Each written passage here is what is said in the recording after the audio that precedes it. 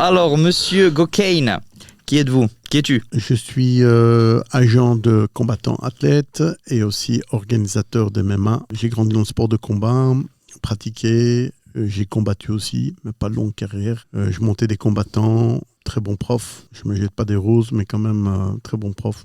En kickboxing.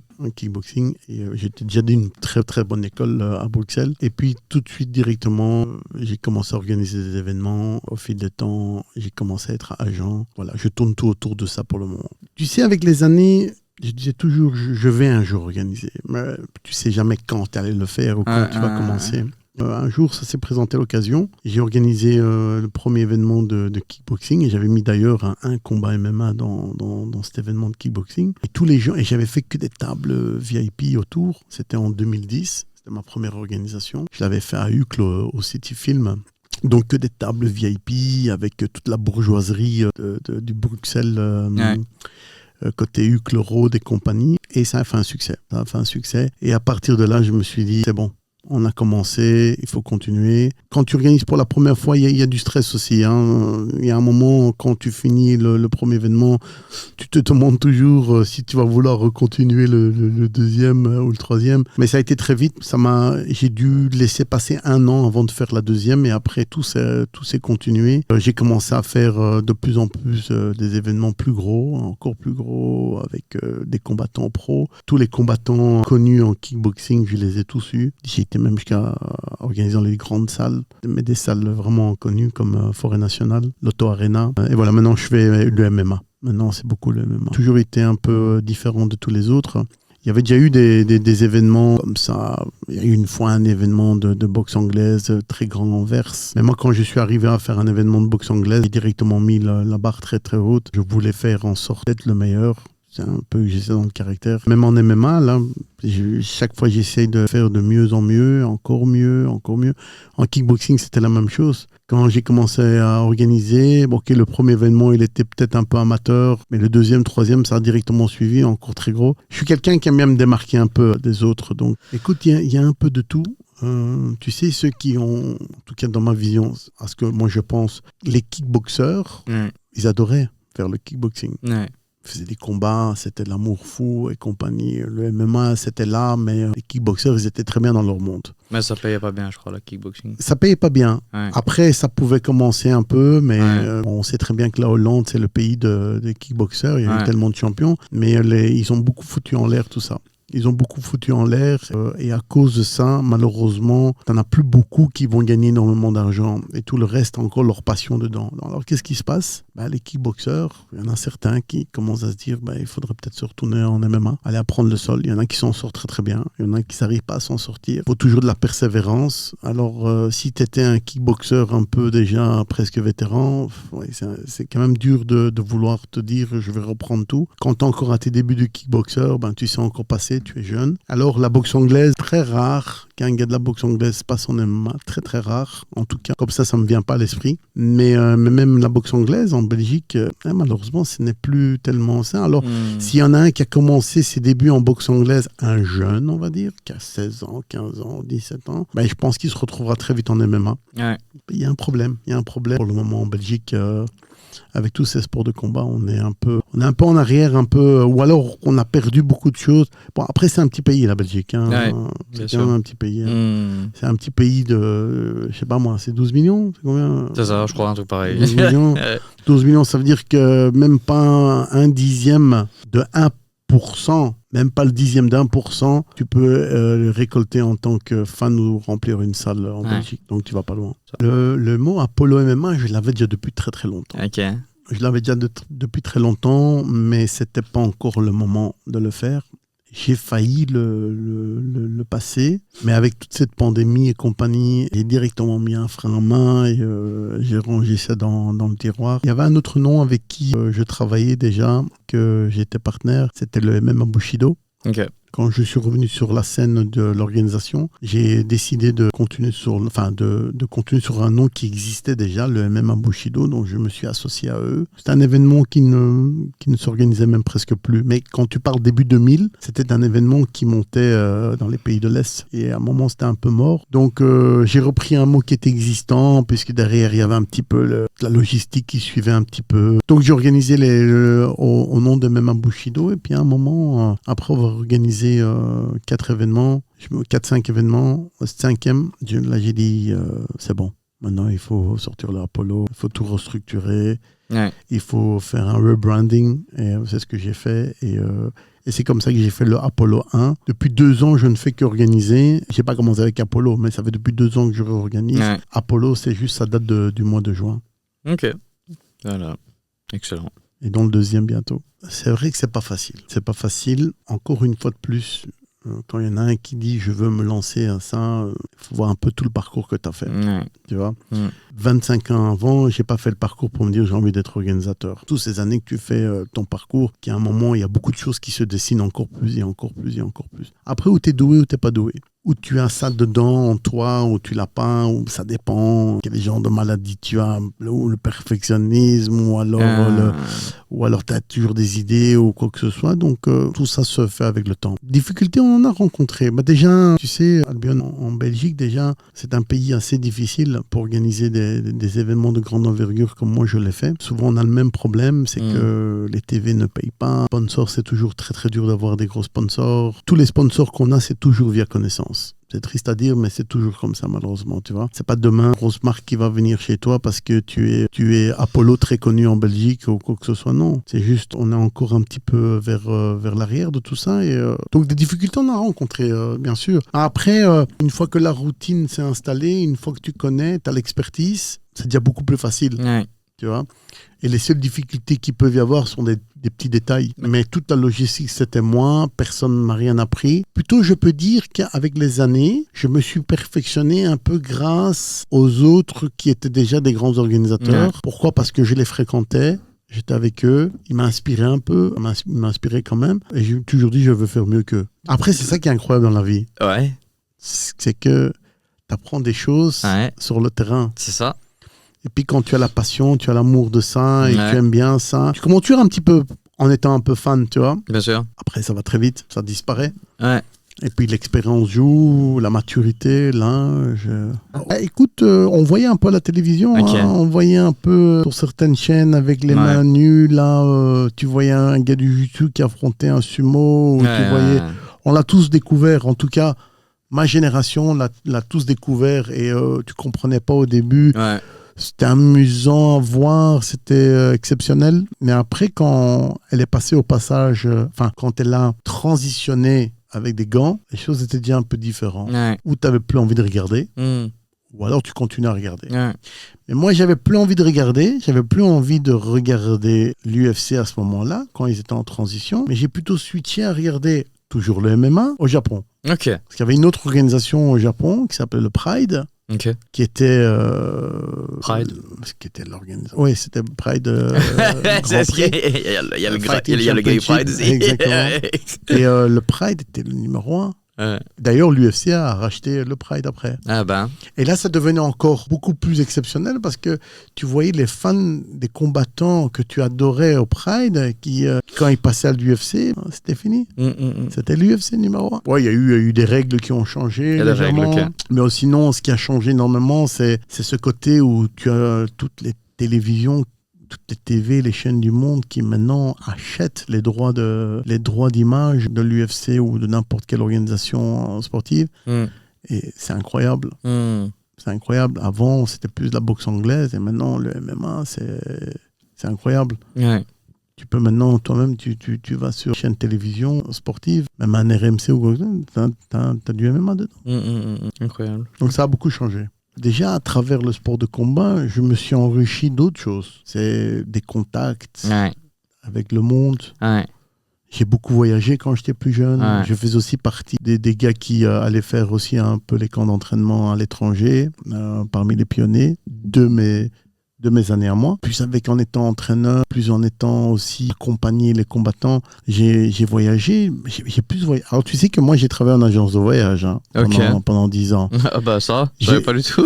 J'ai vraiment jamais voyagé avec l'agence de voyage. Ok. Mais avec le sport de combat, j'ai fait le tour du monde. Ah là là là là là là là là, génial. C'est incroyable. C'est incroyable. Attends. C'est génial. Grâce à l'agence de voyage, j'ai découvert l'Afrique. Ah bah ça c'est vrai. Parce qu'on c'est était déjà pas mal. on était le numéro 1 en vente de tickets pour l'Afrique. Afrique, qui est normal, je pense. Voilà, donc grâce à ça, j'ai vu l'Afrique, bien sûr. Donc, ça m'a enrichi au niveau de l'Afrique, surtout le Congo, parce que j'y ai vécu et j'ai travaillé aussi là-bas. Ouais. Pas beaucoup de temps, mais quand même un petit moment de ma vie. Ok. Ça j'ai appris grâce à ça, mais sinon tout le reste, c'était avec le sport de combat. Ah oui, et tous les gens que tu rencontres, tous les gens que tu rencontres, que tu partages une fraternité. Quand tous les gens que tu as rencontrés, quand tu vois, il y en a qui ont réussi, et quand ils te voient toi aussi réussir, tu fais encore plein de choses avec eux. Ouais. Tu les contactes, tu demandes, tu dis tiens, tu demandes un service. Ouais. Ou alors ils te demandent un service, ou tiens, ça s'aide parce qu'on voit aussi ton parcours. Maintenant, en conseillant aux autres, tu sais, d'abord, faut savoir ce qu'ils aiment dans leur vie, tu vois. Même leur passion, quoi que ce soit. Ça peut être le sport. Certains ne peuvent ne pas être le sport. Certains peuvent être le IT, parce qu'on n'entend que ça, le IT pour le moment en Belgique. Ça peut être autre chose encore, mais je pense, peu importe ce que tu fais, tu dois y travailler à fond. Ouais. Tu dois le faire à fond. La règle des 10 000 heures, justement. Non, exactement. Tu dois faire beaucoup, mais il faut aimer ce que tu fais, bien sûr. Tu vois, si maintenant tu fais quelque chose que tu n'aimes pas, c'est un gros problème. Et puis, souvent, un jeune ne sait pas ce qu'il a envie de faire. C'est ça. Tu vois, et moi je pense que ce qu'il devrait faire, c'est surtout parler avec des gens un peu plus âgés, pas n'importe qui, des gens que tu aimes bien. Il faut parler avec des gens que tu aimes bien, que tu adores, mais qui ont un certain âge ou qui ont un certain intellectuel. Tu dois parler avec eux, pas de dire qu'est-ce que je peux faire moi dans la vie, tu peux me donner un conseil. Non, tu vas parler de tout et de rien. Et en parlant, les idées arrivent, le développement, tout. Moi je pense que ça c'est les plus bons moments. Et à un moment ou l'autre, tu sauras un moment ce qui va t'attirer, ce que tu vas aimer, compagnie. Mais encore une fois de plus, tout ce que tu fais, il faut faire la règle de travail à fond. Et voilà, c'est tout ce que je dirais. Tu vois, que ça peut être même dans le sport ou l'IT ou quoi que ce soit. C'est le conseil que je donnerais à n'importe qui. Alors, c'est le 23 novembre. Le 23 novembre. À Mons. Au Mons Arena. Nickel. Grand Arena. Un grand arena, donc un grand challenge, puisque je suis passé d'un endroit de 1200 personnes à quelque chose de 4000, 3600, 4000. C'est un gros challenge, mais pourquoi Mons ? Parce que Mons, il y a déjà eu des gens qui ont déjà organisé là-bas et ils ont bien fait ça. Et en plus de ça, c'est quand même à la frontière de la France, dont la France est un grand marché. Il faut le faire. Ou tu passes le palier un peu plus haut, ou alors il faut rien faire, ou alors tu arrêtes. Apollo 2. Apollo 2 va être là-bas le 23 novembre. 23 novembre, excuse-moi. 23 novembre avec une fight card qui va être belle. Elle est encore en construction. Aujourd'hui, on avait déjà, à l'heure actuelle où je parle avec toi, on a déjà finalisé 2 combats. Nickel. Mais qui ne sont pas encore annoncés. Et on continue. On essaie d'avoir une belle fight card avec des Français contre des Français, Français contre des Belges contre des Belges. Nickel. Combien de personnes ? 4000 3000 4003 C'est 3600, 4000. Il y aura des prix différents, donc il y aura des prix pour tout le monde et tu pourras avoir un bel événement en Belgique. En plus, tu sais, moi j'ai toujours la petite touche américaine en moi. Donc, Apollo 2, 23 novembre, 4000 personnes. Les Français contre les Français, les Belges contre les Français, les Français contre les Belges, de tout, de n'importe quoi. Organisation américaine. Ça va être génial. On va remplir la salle. L'apothéose. Voilà, on va voir qui est plus fort, la France ou la Belgique. Ça va être génial. Non, ça va être top. Ça va être top parce que même on a des Belges qui vont aussi en France. Ils font un peu de bruit aussi là-bas. Génial. Et je pense qu'on l'a dit là tantôt, on a des talentueux. Hein. Bien sûr. Bah, tu vises le marché français aussi. Pour un Belge. Écoute, qui n'est pas mauvais. Non.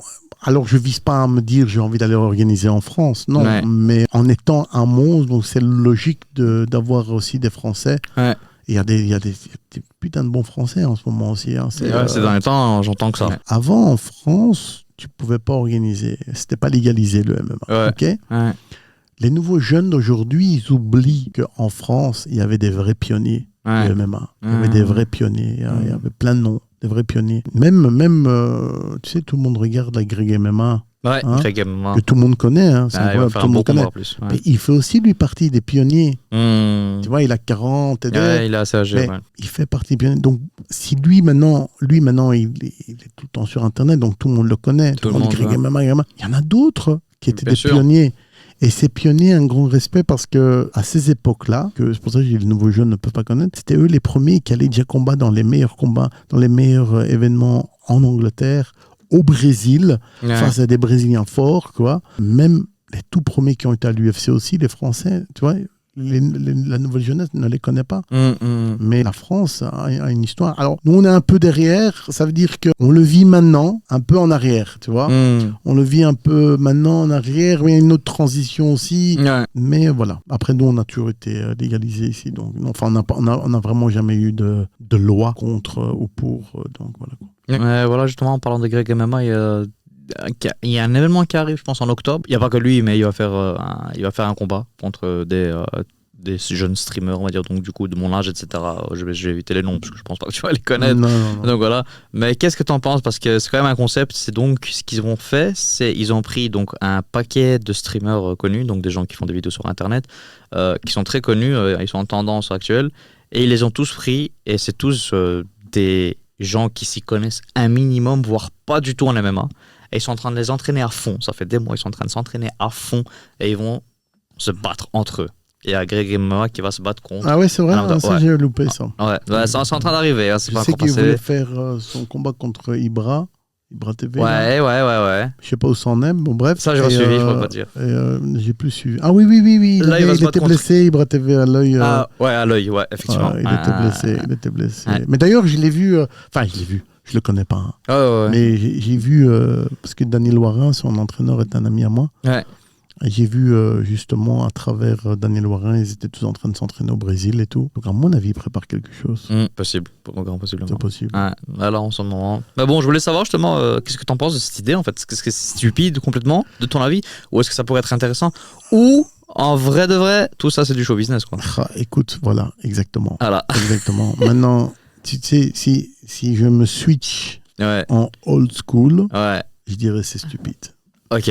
Si je me switch au temps d'aujourd'hui, c'est pas mal. C'est le show business. C'est ça. Donc, on est obligé de l'accepter, compagnie. Ouais. Et puis, si tu fais la part des choses entre les deux, il y a un moment où tu te demandes, est-ce que je devrais pas peut-être aussi... Ouais. Donc, moi, j'ai jamais y pensé. J'ai jamais y pensé parce que de un, comme tu as dit, je connais pas tout ce monde. Après, j'ai eu des... Attention, hein, j'ai eu des propositions. Hein. Okay. J'ai eu des propositions, des idées même, surtout des idées, avec des gars qui sont aussi connus chez nous, mais ils sont un peu plus chez les Flamands et tout. Mais voilà, je n'ai pas encore du tout mis ça en tant que projet dans la tête. Vu old school, t'aimes pas parce que c'est pas des professionnels, ils sont pas entraînés, c'est pas leur truc. Vu old school, que je comprends. Oui, parce que regarde, on va te donner un autre exemple. T'as les youtubeurs là, Logan là, et compagnie. Les gars, ils viennent, ok, des sportifs, ils s'entraînent. Ouais, son frère, il est aussi. Ils s'entraînent en boxe anglaise, très très bien, magnifique. Respect, tout le monde. Il n'y a pas d'âge, il n'y a pas d'âge. C'est un chiffre l'âge, tu vois. Ouais, bien sûr. Ça dépend de tes compétences et compagnie.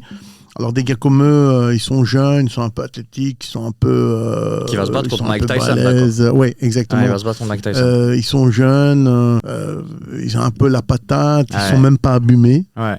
Ils sont même pas abîmés. Alors que les gars de la boxe anglaise... Ils sont abîmés. Ils sont abîmés, incroyable. Alors il vient et il prend des vétérans. Qui viennent de l'UFC, des anciens de l'UFC et compagnie. Alors, ça peut lui rater. C'est vrai que vu comme ça, c'est très chaud. Mais Albion, ça peut lui rater, puisqu'il y en avait un des deux qui avait perdu, je ne sais plus contre qui, tu vois. Face au frère de Tyson Fury. Et il avait perdu parce que, voilà, ça arrive, tu vois. Mais à un moment, tu prends des vétérans de l'UFC et compagnie qui peut aussi arriver, tu peux perdre peut-être, dépendant aussi des doués. Mais non, tu prends des gars qui sont aussi abîmés. Donc, après, respect, puisque on va dire qu'il prend des gars un peu de son level et compagnie. Mais je dirais plutôt, prendre les gars du level en boxe anglaise. tu vois, grandi par rapport à ça. Et voilà, et aujourd'hui, il va prendre un Tyson que je trouve ça très stupide, mais ils vont vendre. En tout cas, Mike Tyson est occupé avec le show business à fond, à crever. Hein. Il est dans le truc, il est dans le jeu, etc. Il le fait très bien. Voilà, c'est de l'argent pour lui, il a des enfants, à mon avis. Mais t'en penses quoi, sérieux? Qui va gagner? C'est triste, c'est triste. Je ne voudrais pas voir Mike Tyson être au sol. Franchement, s'il perd, ça c'est pour moi personnellement, s'il perd, c'est du show business à fond. Mais oui, mais il a 60 piges. Mais tu voudrais pas voir Tyson être par terre. Jamais. Il y a eu Tyson contre Roy Jones. Ouais. À mon avis, ils ont travaillé comme un peu en sparring et compagnie. Donc, comme c'est des anciens pros, ils savent comment donner le coup. Et si tu es face à un jeune qui ne va pas pouvoir faire ça, alors ça m'étonnerait qu'ils vont dans un système sparring qui est un peu presque réel, où la réalité, elle est là, mais je vois mal ça. Ouais. Moi, je vois plutôt le jeune, là, il va venir et il va essayer de mettre KO et compagnie, tu vois. Et ça va être triste. Ouais. Moi, je suis contre. Ouais. Mais encore une fois de plus, ça rapporte des millions les 15 000 ou les 20 000 qui seront sur place, ou les 10 000, et plus tous les millions de vues sur Internet, 80%, 85% ne connaissent rien. Ouais. Ils vont regarder parce qu'ils sont fans de Logan, ou ils sont fans de Tyson. That's it. C'est vrai que c'est triste. Vu comme ça, c'est triste. Voilà, exactement. Tu vois. Vu comme ça, maintenant que tu réfléchis comme ça, c'est triste. Mais il n'y en a pas beaucoup qui vont réfléchir comme ça. Ouais. Alors, c'est pour ça que ça devient alléchant pour tous les autres qui sont fans, tu vois. C'est ça. Qui sont fans de ce show business. Mais le catch. Le catch. Mais quand j'étais petit, moi, j'adorais le catch. Je devenais fou, moi. Moi aussi, je sautais sur le lit de mes parents. Là, je cassais un pied du lit avec mes cousins. Après, c'était la matraque à la maison. On me frappait méchamment. Le vrai catch. T'as cassé le lit. Non, mais on adorait. Aujourd'hui, je ne sais plus regarder le catch. Parce que Greg MMA qui va se rebattre dans un super grand événement, ça donne quand même envie de regarder. Oui, bien sûr, parce que déjà quand tu regardes ces vidéos... ces vidéos sont géniales, tu exploses de rire. Après, génial. Il a fait quelques vidéos que je trouve j'aime pas trop. Là, tu sais, dans la rue, tu essaies de vite...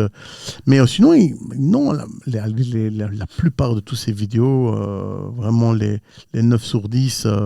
Elles sont bien, donc tu deviens fan de ce qu'il fait, tu adores, tu l'apprécies ou tu l'apprécies pas. Et ben quand tu entends il va faire son combat, il va combattre, ben logiquement tous les internautes ou tous les fans ou tous les gens qui regardent, ils ont envie de le voir, tu vois. Il n'y a pas que lui, hein, mais il fait surtout partie de. Tout à fait. Et puis Greg MMA, tu vois, lui-même il le dit aussi, hein, il sait qu'il a un certain âge, il va pas prendre non plus un tueur en face de lui, tu vois, je veux dire. Bien sûr. Mais il est là, il a l'expérience et tout. Non, et puis il remplit les salles. Hein. Donc, ceux qui l'ont contracté, je crois que ils sont en train de bien remplir les salles, mais du coup, avec des personnes qui ne sont pas du tout dans le monde de la MMA, des créateurs de contenu. Et quand je te parlais du Pride, là, tu disais les gays, là. Il a combattu là-bas. Hein. Ah, ok, il a combattu au Japon. Ouais, Greg Mama, il a combattu. Ah, génial. Je sais plus si c'est 2 fois ou 1 fois, mais il a combattu là-bas. Hein. Et les Pride Bushido. Aïe. Voilà. C'est l'ambiance au Japon. J'imagine même pas. Moi, j'ai vécu là-bas, laisse tomber. Oh là. Quand je dis vécu, je suis resté là-bas des 1 mois et des quelques semaines. Mais magnifique. T'as des gars, par exemple, ils se vantent d'avoir fait des combats, des tics, ils n'ont rien fait dans leur vie, mais ils savent te faire un super beau geste en shadowboxing. Ok. Donc, non. À quoi tu vois ça? Mais tu vas plutôt le voir pendant toute la séance de l'entraînement. Ouais. Pendant toute la séance d'entraînement, il va passer des techniques à des mouvements techniques, et puis il va terminer avec du sparring. Si tu es un connaisseur, tu vas vite directement comprendre qu'il a quelque chose, tu vois. Comment est-ce qu'on voit qui est un bon combattant? Vraiment, quand il se combat? Alors, ça dépend surtout quand il combat aussi, parce que tu peux très bien faire des choses extraordinaires en sparring et que tu peux ne pas les produire en combat. Ou alors tu peux être un peu passif à l'entraînement au niveau sparring ou quoi que ce soit, ou tu essaies de pas te blesser et tout. Tu fais très attention à tout. Et au combat, tu es en train de massacrer, tu as du talent, tu vois. Donc, ou alors tu peux arriver à faire les deux. Non, moi je pense que c'est à travers... déjà à travers l'entraînement, tu peux déjà te dire, celui-là, il a quelque chose. Il faut le tenir à l'œil. Après, il faut qu'il combatte. Tu vois, une fois qu'il a combattu, là, tu vas dire un autre œil. Tu dis, il a quelque chose. Tu vois, tu reposes tu redis la même chose. Même quand il combat, tu dis, Il a quelque chose de petit. Ah, ok. Et quand tu dis il a quelque chose de petit, Ouais. faut voir un peu aussi sa structure, comment elle est autour, tu vois. Ouais. Si c'est pas assez, c'est à toi d'aller l'aider à le faire améliorer. Donc toi, en tant que manager, pour trouver du coup un bon combattant, c'est comment ça se passe, comment c'est le jour d'aujourd'hui, hein, ça se passe comment? C'est tu vas voir un combat, tu reçois un coup de fil. Si on revient à une question un peu plus différente, comme tu viens de la poser, Ouais. c'est déjà un peu le scouting, tu vois. Ok. J'ai 2-3 personnes qui font du scouting pour moi aussi, ou parfois ça peut être tu peux avoir une très bonne entente avec une salle qui est en train de monter des combattants et que la personne à chaque fois t'informe qu'il y en a un là qui monte bien et compagnie. Mais généralement, voilà, tu fais du scouting aussi, tu regardes un peu pas mal d'organisations, les nouveaux combattants qui arrivent et tout. Après, tu sais pas avoir l'œil à tout, c'est pour ça qu'il faut avoir quelques gars qui travaillent pour toi aussi. Et c'est comme ça que tu vois. Après, tu en as peut-être qui sont déjà pris sous la tutelle d'autres agents ou quoi que ce soit. Ou alors, il y en a pas du tout. Et là, tu peux commencer déjà à essayer d'avoir un lien. Ou alors, c'est quand tu t'y attends pas, on t'appelle. Ouais. Ou alors, on t'envoie un message ou un mail. On t'appelle toi, le manager ou... Ouais, on m'en parle. Ah, ok. Bon, après, tout de suite, on peut pas tout de suite me connaître. Mais par Bien exemple, sûr, ouais. on peut essayer de me joindre via mes réseaux sociaux ou alors par exemple, celui qui gère les réseaux sociaux de mon truc de management, qui lui fait les posters et tout, va directement me dire il y a un message que j'ai peut-être raté. Parce que on a un peu tous, on a aussi un œil sur les comptes aussi. Et là, t'as des gars qui se présentent ou d'autres qui se présentent et t'as pas souvent, mais de temps en temps, ça arrive, petit pourcentage, mais vraiment un petit pourcentage. C'est très rare où tu tombes vraiment sur un gars qui a envie de trouver une structure, il a envie de t'es là, tu regardes si tu sais lui donner sa chance, tu donnes sa chance. Si il doit continuer à persévérer encore ou à faire plus de combats et qu'il doit revenir vers toi plus tard, tu lui dis aussi.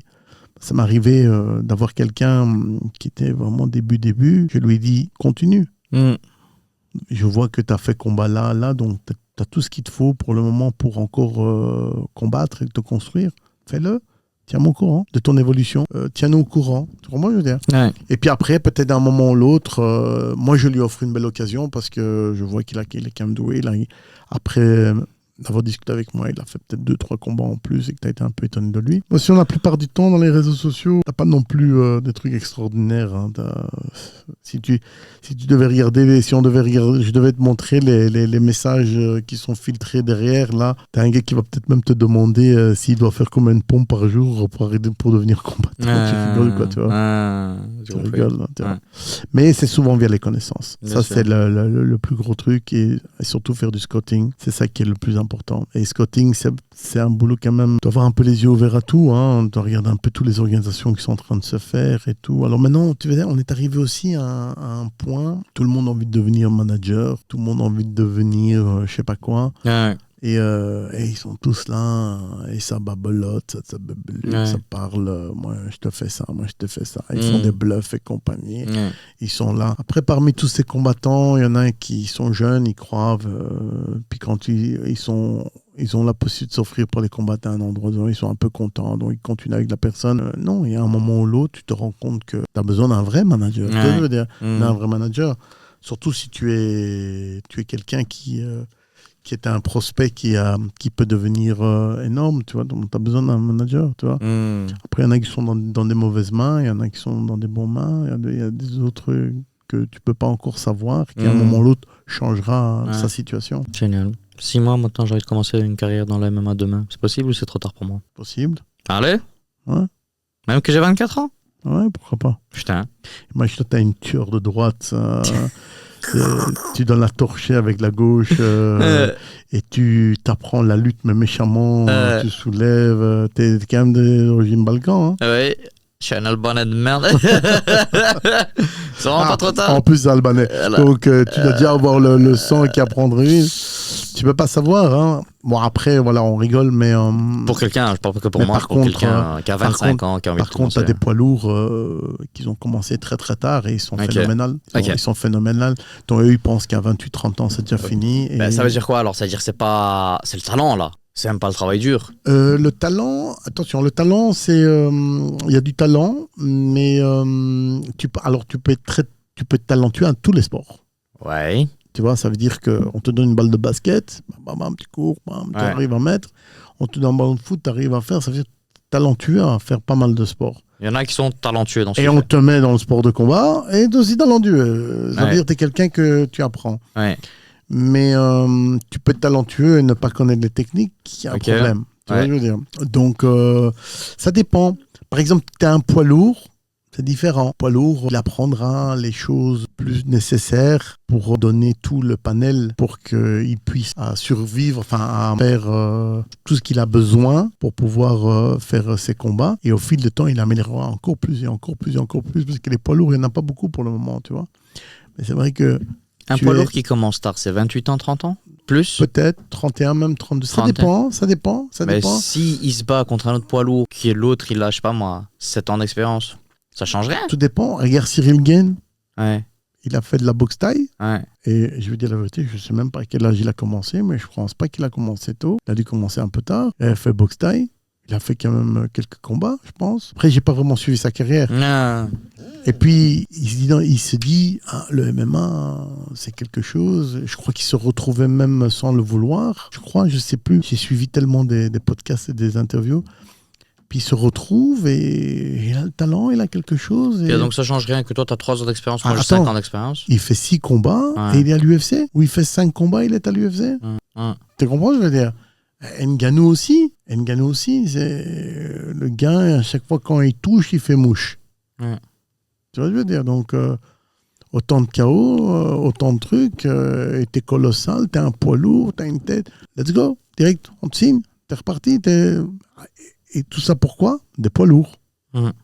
Un 70 kilos, comme les Français disent, 70, moins que ça, c'est un peu dur, tu vois. Tu dois quand même avoir un bon 7-0, 8-0, 9-0, 10-0, 10-1, tu vois, pour y arriver quelque part. Et beaucoup mieux vaut que tu commences beaucoup plus tôt. Maintenant, je retrouve aussi maintenant des combattants qui ont déjà 10 amateurs, 15 amateurs. Et puis ils passent en pro, personne ne veut les rencontrer. Puis tout le monde recherche aussi à avoir un peu plus de victoires. Non, après, il faut être jeune. Peu importe, même si tu es poids lourd, il faut être jeune. Mais il y a des exceptions. Donc, en revenant à ta question, les exceptions peuvent être peut-être parmi les poids lourds. Ce qui ne veut pas dire, Coco, pas grave, moi je vais attendre jusqu'à 28, 29, 30 ans pour commencer. Non. Commence jeune. C'est la règle, tu dois commencer jeune. Mais il peut y avoir une exception. Il peut y avoir une exception parce qu'il y en a un, il découvre ce sport beaucoup plus tard que prévu. Tu vois, mais c'est chez les poids lourds. Chez les femmes, peut-être un peu aussi. Et encore, on revient à la même structure, le même point que tout le monde a envie de savoir. Il faut commencer jeune, tu vois. Il faut quand même commencer jeune. L'évolution de la MMA en Europe, il y a une grande évolution? Il y a une énorme évolution. Okay. Si on parle l'Europe même... Ouais. Oui, une énorme évolution. Si tu parles de certains pays, il y a quelques pays où c'est incroyable. Okay. Et il y a quelques pays où c'est pas ça. C'est quoi, par exemple, le pays qui c'est incroyable? La Pologne. La Pologne, ouais. La Pologne, Tchéquie et Slovaquie. La France. Après, la Suède aussi. L'Espagne pourrait très bien aussi. Mais alors, tous ces pays de l'Est. Triste, mais un peu Belgique ou Hollande. Je comprends. La Suisse un peu, mais comprends. tu ne vas pas t'y attendre. Après, un UFC vient s'installer dans n'importe quel pays, il te remplit. Un UFC ok. S'il vient en Belgique, il remplit. Il remplit le sol. Il remplit. Pourquoi? Parce que c'est pas les fans de quelques pays, du Brabant ou quoi que ce soit. Non, ce sont des fans du monde entier et d'Europe. Les meilleurs, si tu les fais tous confondus, Allemagne, France et tout, ça. Mais pulvérise la salle. Tout le long de ta vie, tu as dû rencontrer des personnes ou vu des personnes qui t'ont inspiré. Mais jamais une personne m'a inspiré à du 100%. Je crois un peu de tout le monde. J'ai eu des inspirations. Oui, il y en a eu. D'abord, ça peut être aussi dans la famille, d'abord au tout début. Tu vois, il y en a un, il t'a inspiré pour tes débuts, mais après, il t'inspire plus. Tu vois ce que je veux dire?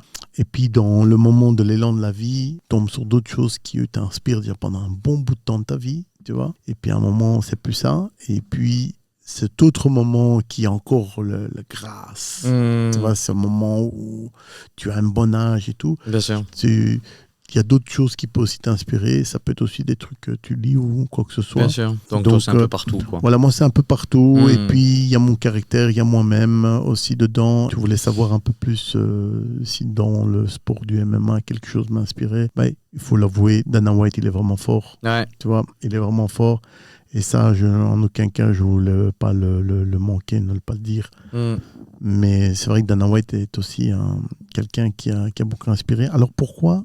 Je vais t'expliquer pourquoi. Moi, je connais des gens qui le connaissent très, très, très bien. Et ces gens-là qui sont entre moi et lui, j'ai déjà eu pas mal de discussions. Ouais. Dana White, je ne le connais pas personnellement. Je l'ai déjà rencontré, mais je ne le connais pas personnellement. Ouais. Ces gens-là m'ont déjà dit ce qu'il était au boulot, le génie qu'il était. Donc, quand tu entends des choses, ce qui est dit dans la cuisine, tu vois ce que les gens ont vécu, quand tu entends ça, tu te dis, c'est vrai, quoique, quand tu vois ce gars-là maintenant qui est en train de faire ses conférences de presse, où il est en train de faire ses interviews, putain, ce gars, il travaille vraiment. Donc, ce qu'on dit de lui, c'est vraiment vrai, tu vois. Donc, il faut lui laisser. Ce gars-là, il a changé un peu tout le truc. Bien sûr. Après, peu importe qu'il est bluffeur ou qu'il est menteur ou qu'il fait, c'est toute la technique, c'est tous les trucs. Ces phrases à lui vont être pesantes. Elles vont être pesantes. C'est joli. Tu vois. Donc, voilà. Alors maintenant, en ce qui concerne les jeunes qui sont combattants. Je ne suis pas un gars qui, même malgré mon âge, qui peut être plus âgé que toi, qui va dire, qui va même pas te regarder ou qui va même pas te lire ou qui va même pas te... Non, je suis ouvert à tout.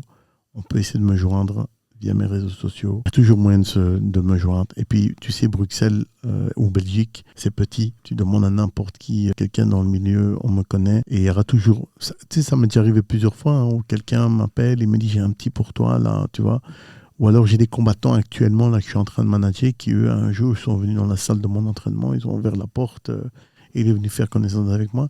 Donc, par n'importe quel moyen, tu peux arriver à essayer de me joindre. Je donnerai les meilleurs conseils. Je donnerai le meilleur conseil pour un amateur, disons d'abord, au début. Hein. Je ne vais pas lui dire, c'est moi qui va te trouver tous tes combats amateurs et tout, non. Après, si je peux t'aider, si dans mon équipe, il y en a qui peuvent t'aider, bien sûr, pourquoi pas. Je suis prêt à te donner tous les conseils qu'il faut.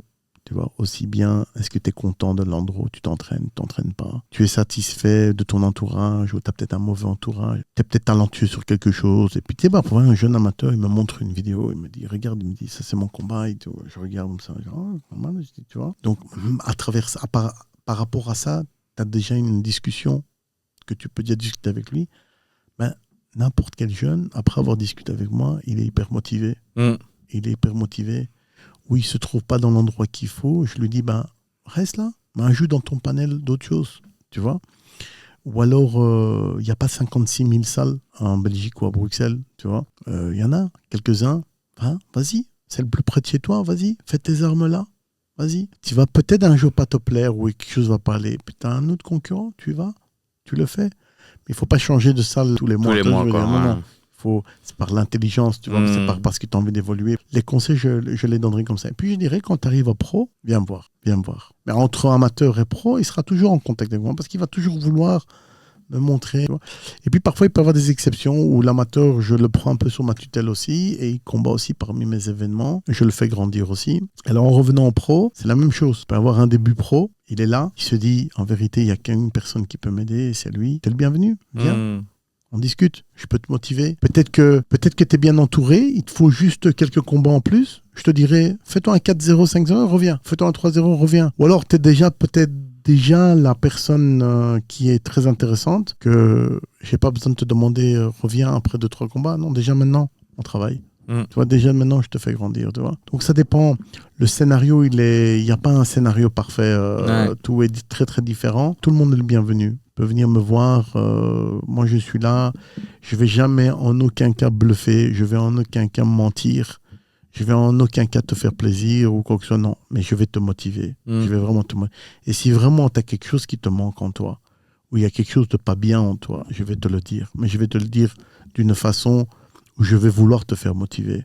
Tu comprends ? Voilà, c'est encore nouveau ça pour tout le monde. Tu sais, tu es à peine arrivé et tu as déjà 10 000 personnes qui sont autour de toi. Tout le monde veut être ton entraîneur ou il veut t'entraîner dans la cave. L'autre pote là, il dit moi je vais faire ton manager. Non, ça va pas comme ça. Va parler avec des gens plus... Tu te souviens ce que je disais là tantôt ? Il y a un moment ou l'autre, quand tu sais pas ce que tu veux faire dans ta vie, va parler avec des gens plus âgés que toi. C'est ça. va discuter. Les idées arrivent, des trucs arrivent. Mais tu vas pas le faire avec quelqu'un qui est 15 ans plus jeune que toi ou 10 ans plus jeune que toi. Il connaît encore rien, lui, toi. Ah ben ici, c'est la même chose. Je suis ouvert à tout. Moi, je demande pas mieux. Moi, j'aimerais bien dans 3-4 ans ou dans 5 ans, dans 6 ans, que cette personne-là, il dit, grâce à Gökhan, j'ai fait un truc incroyable. Tu veux laisser ton nom, quoi. Bien sûr, voilà, c'est ça. Tu vois, je veux pas qu'il part en me disant, mais il était là, il m'a niqué. Non, j'ai envie d'avoir. Voilà, puis l'entourage est très important aussi. Dans un bon entourage aussi, c'est aussi bien. Moi, on est là à discuter de tout. J'ai donné beaucoup de choses dans ma vie, et j'en donne encore. Pour d'autres choses encore. Mais en revenant au sport de combat, j'adore ce que je fais. J'adore ce que je fais. Voilà, malheureusement, encore une fois, je vais le dire, en Belgique, c'est pas si simple que ça. Quand tu as de l'expérience, c'est simple. Ça, pour moi, c'est simple. Mais il y a aussi des difficultés. Donc alors, imagine-toi pour quelqu'un qui n'a pas l'expérience ou l'expertise, c'est pas encore si simple que ça. C'est encore plus dur. Tu vois. Et en sachant que la Belgique, on a encore un marché qui est, je t'ai dit, 0,1% de 12 millions, 13 millions d'habitants. C'est pas encore assez. Les télévisions commencent, il y a certaines chaînes, ils essayent, mais c'est pas assez encore. On peut encore agrandir la source de motivation si tout le reste se fait aussi en Belgique. Là, tu vas me dire, ça viendra. Oui, ça viendra.